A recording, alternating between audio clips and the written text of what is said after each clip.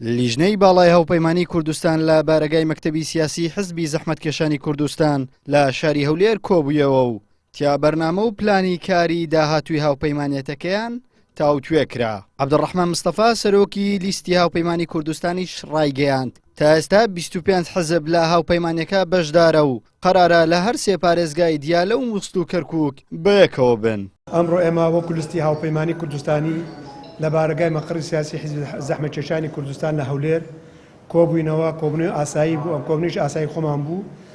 لە کۆبوونەوەکە تاقریباً مەبەستمان لە کۆبوونەوەکە ئەوە بوو کە هەڵسەنگانی کارەکانی پێشووان بکەین و باسی ئەوە بکەین، باسی چۆنیەتی دانانی کاندیدەکان.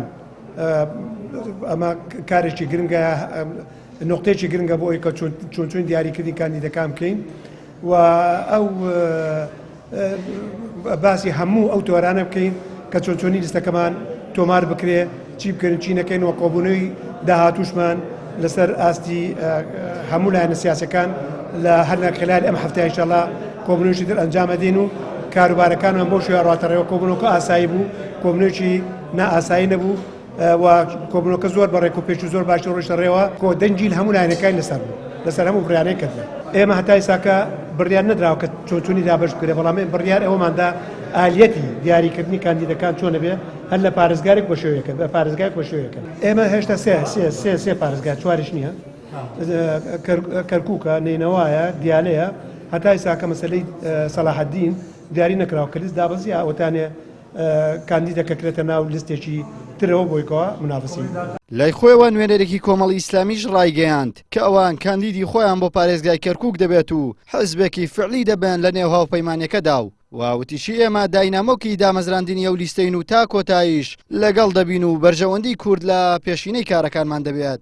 بڕیاردرا لە داهاتوودا سەبارەت بە کاندیدەکان دوو کۆبنەوە ساز بکرێت، کۆبنەوەیشان لە دەڤەری مووسڵ، کۆبنەوەیشان لە دەڤەری کەرکووک، لەگەڵ حزب و لایەنەکانە قسە بکرێت و گفتوگۆ بکرێت سەبارەت بە بوونی کاندیدی هەر حزبێک بە جۆرەی ڕێژەی هەڵبژاردننی 2014 ئەگەر هەیبیان 2018 بە جۆرەی استحقاقی هەڵبژاردننی خۆی کە چەند دەنگی هێناوە. ئێمە وەکو کۆمەڵی ئیسلامی دیارە بە تەئکید لە کەرکووک کاندیدمانە بێ و لەگەڵ سەرکردایەتی خۆشمانە قسە دەکەین ئایا بزانین لە مووسڵش کاندیدمان ئەبێ یان نە.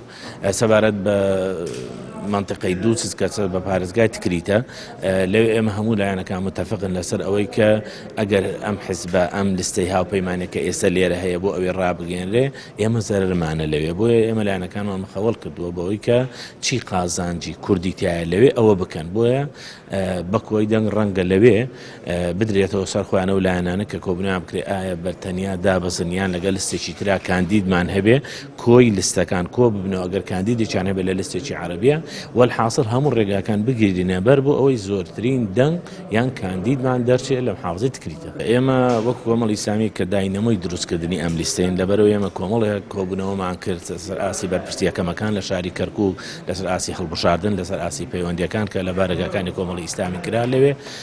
ئێمە بۆ خۆمان بە داینەمۆی سەرەکی پێکەنەری ئەم لیستە ئەزانین و قەنەعەتمان وایە کە مەسلەحەتی کورد لەم ناوچانە لەم یەک لیستیایە.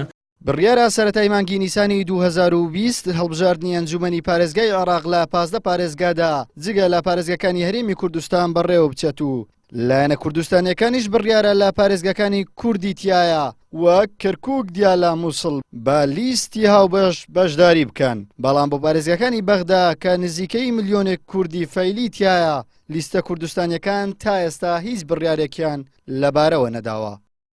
عیمران ئەمیر، کەناڵی ئاسمانی پەیام، هەولێر.